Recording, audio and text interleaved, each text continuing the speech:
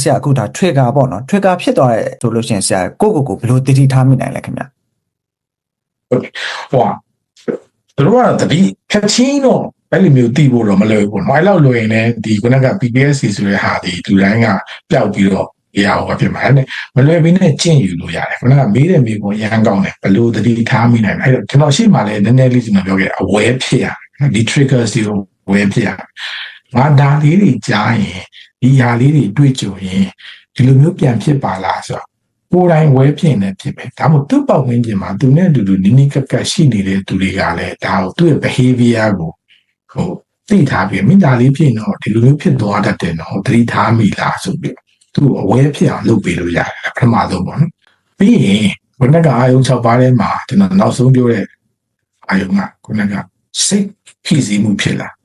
တချို့လူတွေကဘုံနဲ့ချက်ချင်းဖြစ်ပြီးနေတချို့ကချက်ချင်းမဖြစ်ဘူးအဖြည်းဖြည်းနဲ့ရေချိန်တက်လာအဲ့တော့အဖြည်းဖြည်းနဲ့အသက်ရှူလို့မရဘူးဖြစ်လာတဲ့ဟာမျိုးနှလုံးခုန်မြင်လာတဲ့ဟာမျိုးရင်မထဲမှာတင်းကျပ်နေတဲ့ဟာမျိုးဒါမှမဟုတ်ရုပ်တရက်ကြီး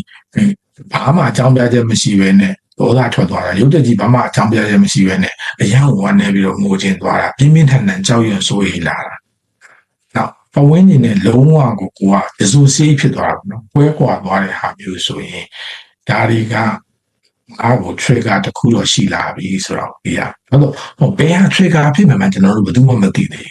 ဘူးတကယ်ကိုထိတ်လန့်ကြောက်စရာကောင်းတဲ့ trauma တစ်ခုနဲ့ကြုံခဲ့ပြီနဲ့ဒါဖြစ်ရင်ဒါဖြစ်လိမ့်မယ်ဆိုတဲ့တကယ်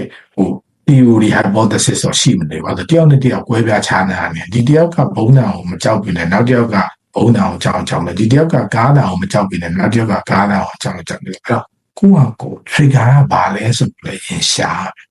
အဲ့တော့ trigger ဖြစ်လာနိုင်ရင်ဒါတွေဖြစ်လာတယ်ဆိုတာကိုလည်းသတိထားခုနကကျွန်တော်ရှေ့မှာပြောခဲ့တဲ့ဟာလေးတွေပေါ့နော်သုံးခုကခန္ဓာကိုယ်မှာဖြစ်တဲ့အသက်ရှူမြန်လာတာနှလုံးခုန်မြန်လာတာတင်းကျပ်လာတာစသည်တို့အပြင်နောက်တစ်ခုကကြတော့ဒီရုပ်တရက်ကြီးစိတ်ခံစားမှုပြောင်းလဲလာဒေါသကြီးတာပဲဖြစ်ဖြစ်ပြင်းပြင်းထန်ထန်ကြောက်ရွံ့စိုးရိမ်တာပဲဖြစ်ဖြစ်နောက်ဆုံးတစ်ခုကတော့ကိုကဖောင်ဝင်းကျင်နဲ့လုံးဝဝဲကွာသွားပြီးတော့ခင်းသွားပဲစိတ်လွန့်ထွက်သွားတဲ့ဟာမျိုးအဲ့ဒါမျိုးလေးတွေဖြစ်ရင်ဒါဒီ trigger ဖြစ်ရင်ငါဒီလိုဖြစ်ပါလားဒါဒီဟာလေးတွေတွေးကြုံလိုက်ငါဒါဖြစ်ပါလားဆိုပြီးတဖြည်းဖြည်းနဲ့သတိထားမိလာအောင်ကြိုးစားမှာပေါ့ဒါဆိုရင်ကိုယ့်ရဲ့ trauma ကိုနားလည်အောင်ကြိုးစားကျွန်တော်